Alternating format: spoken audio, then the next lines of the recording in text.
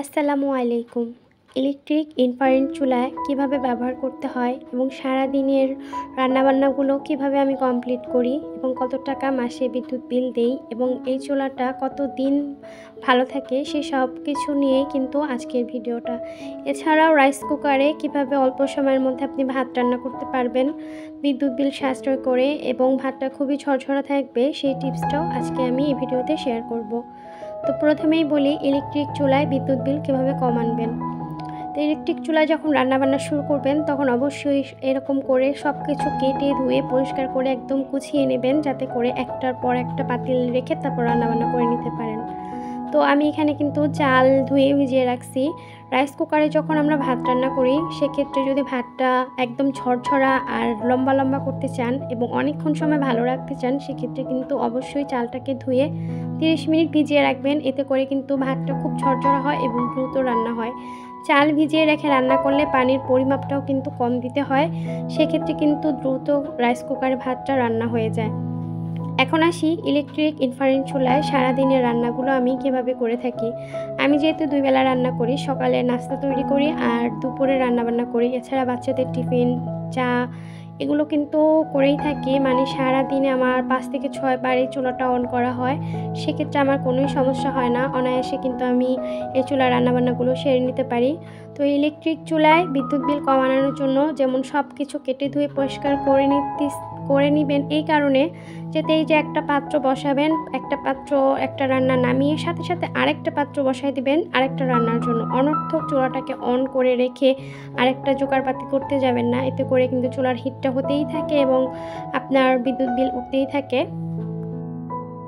আমি যেহেতু electric infrared চুলাটা ইউজ করি তো বলি এই চুলার সুবিধাগুলো কি কি। এই চুলার সুবিধা হচ্ছে আপনি যে কোনো পাত্র বসিয়ে রান্নাবান্না করতে পারবেন, সেটা মাটির হোক, দস্তার কড়াই হোক, লোহার কড়াই হোক, সব কড়াইতে আপনি রান্নাবান্না করতে পারবেন শুধুমাত্র প্লাস্টিকের কোনো কিছু ছাড়া। এটা হচ্ছে আমার কাছে একটা সুবিধা যে কোনো পাত্র বসিয়ে আমি অনায়াসে রান্নাবান্নাগুলো করতে পারি। দ্বিতীয় সুবিধা হচ্ছে এই চুলার হিটটা অনেক বেশি থাকে, তো দ্রুত কিন্তু রান্নাবান্না করে ফেলা যায়। যদি সব কিছু গুছিয়ে নেই তাহলে কিন্তু আমার 1 ঘন্টার মধ্যেই সমস্ত রান্নাবান্নাগুলো কমপ্লিট হয়ে যায়। ইলেকট্রিক ইনফ্রারেড চুলায় মাস শেষে বিদ্যুৎ বিল 300 থেকে 400 টাকার বেশি আসে না। আমাদের ফ্যামিলির মেম্বার যেহেতু আমরা 4 জনের জন্য যে রান্নাবান্নাগুলো হয় সেগুলো কিন্তু ইলেকট্রিক চুলায় করে থাকি। শুধুমাত্র আমি রাইস কুকারে ভাতটা রান্না করি, এছাড়া যাবতীয় যত রান্না আছে সব কিন্তু আমি ইলেকট্রিক চুলায় করে থাকি। তো সেক্ষেত্রে আমার মাস শেষে বিদ্যুৎ বিল আসে 300 থেকে 400 টাকার মধ্যেই আসে। তো মাঝে মাঝে আবার মেহমান আসে, তখন তো আমার একটু রান্নার পরিমাপ বেড়ে যায়। এছাড়া যদি আমি আরও কমিয়ে রান্নাবান্না করি তাহলে আমার আরও বিদ্যুৎ বিল কম আসবে। ইলেকট্রিক চুলায় আপনি যতটুকু ধরিয়ে রাখবেন, যতটুকু আপনি রান্না করবেন, ইউজ করবেন, ততটুকুই কিন্তু আপনার বিদ্যুৎ বিল আসবে। ইলেকট্রিক ইনফ্রারেড চুলায় যতটুকুর মধ্যে হিট হয় ততটুকু ছাড়া বাইরে কোনো জায়গায় কিন্তু গরম হয় না। এই চুলাটা যেহেতু কাচের, এই গোল রাউন্ডটা ছাড়া আপনার কিন্তু আশেপাশে কোথাও গরম হয় না। আপনি চাইলে সেখানে টাচ করতে পারবেন, শুধুমাত্র গোল রাউন্ডটার মধ্যে হাত রাখলে হাতটা পুড়ে যাবে, কিন্তু কোনো প্রকার শক করবে না। এই চুলায় আপনি যে কোনো খুন্তি ব্যবহার করে, চামচ ব্যবহার করে রান্নাবান্না করতে পারবেন, শক করার কোনো চান্স থাকে না। কোনো প্রকারের কারেন্টে শর্ট করা কিংবা ছ্যাঁকা খাওয়া এরকম কোনো কিছু হয় না। তো আমি যখন একটা পাত্র নামাইছি আমি কিন্তু দেখবেন চুলাটা অফ করে নিছি, যাতে করে বিদ্যুৎ বিলটা কম আসে। তো আপনারাও ঠিক তাই করবেন। যদি একটা পাত্র নামিয়ে একটু বসাতে দেরি হয় সেক্ষেত্রে সুইচ দিয়ে চুলাটা অফ করে নেবেন, তারপর আবার বসালে আবার চুলাটা অন করে নিতে পারেন। সেক্ষেত্রে কিন্তু একটু বিদ্যুৎ বিল সাশ্রয় হয়ে থাকে। ইলেকট্রিক চুলায় দ্রুত রান্নাবান্না করার জন্য আপনাকে অবশ্যই চ্যাপ্টা তলানিযুক্ত পাত্র ব্যবহার করতে হবে, তাহলে কিন্তু পাত্রের গায়ে সরাসরি তাপটা লাগবে এবং দ্রুত রান্নাবান্না হয়ে যাবে। আপনি কখনোই উঁচু নিচু পাতিল ব্যবহার করে রান্নাবান্না করবেন না, এতে করে কিন্তু অনেক সময় নেয় রান্না হতে এবং বিদ্যুৎ বিলও কিন্তু মাস শেষে অনেক বেশি আসে। তাই চেষ্টা করবেন ভাত, ডাল, তরকারি যেটাই রান্না করেন না কেন সেটা যেন সমান তলানিযুক্ত পাত্র হয়, তাহলে কিন্তু দ্রুত রান্না হয়ে যাবে। আর এই যে রান্না করার সময় যদি পাতিলটা ঠকঠকিয়ে নড়ে সেক্ষেত্রে কিন্তু এটা একটু অসুবিধা, চুলার কাজটা ফেটে যাওয়ার সম্ভাবনা থাকে। কেননা এই চুলাটা পুরোপুরি যখন হিটে থাকে তখন যদি কোনো কিছুতে নাড়াচাড়া বা চুলার ঠকঠকানি বা পাতিল ঠকঠকানি এরকম হয়ে থাকে তাহলে কিন্তু চুলাটা তাড়াতাড়ি ফেটে যায়। ইলেকট্রিক চুলা কিভাবে পরিষ্কার করতে হয়, কিভাবে বিদ্যুৎ সাশ্রয় করে রান্নাবান্না করা যায়, কিভাবে বিদ্যুৎ বিল কম আসে। তো এই নিয়ে কিন্তু অনেক ভিডিও আমার চ্যানেলে দেওয়া আছে, আপনারা চাইলে সেখান থেকে দেখে নিতে পারেন। আশা করি একটু হলেও উপকার পাবেন। আমরা যারা গ্যাস সিলিন্ডার ইউজ করি তারা চেষ্টা করি যে গ্যাস সিলিন্ডারটা যেন অনেক দিন যায়। তো সেক্ষেত্রে কিন্তু গ্যাস সিলিন্ডারের পাশাপাশি আমরা যদি একটা ইলেকট্রিক চুলা ব্যবহার করি তাহলে কিন্তু গ্যাসের চাপটা কমে আসে। একটা সিলিন্ডার গ্যাস দিয়ে কিন্তু আপনি 1 বছরও পার করতে পারবেন যদি এরকম একটা ইলেকট্রিক চুলা থাকে।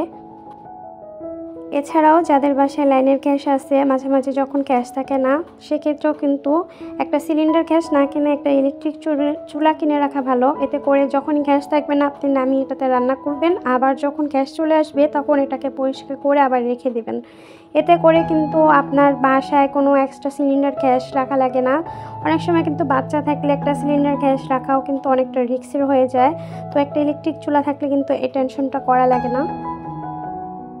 আমরা গৃহিণীরা রান্নার পাশাপাশি খুঁজি যে কোন জিনিসটা ব্যবহার করলে একটু আয় করা যায়, কোন জিনিসটা ব্যবহার করলে আমাদের সংসারে একটু আয় উন্নতি হয়। একটা সিলিন্ডার গ্যাস কিনতে গেলে 1500 থেকে 1600 টাকা গুনতে হয়। সেক্ষেত্রে সেটাকে বাদ দিয়ে যদি আমরা 300 থেকে 400 টাকায় ইলেকট্রিক চুলায় সারা মাসের রান্নাগুলো কমপ্লিট করতে পারি তাহলে আমাদের জন্য কতটা আয় হয় বুঝেন।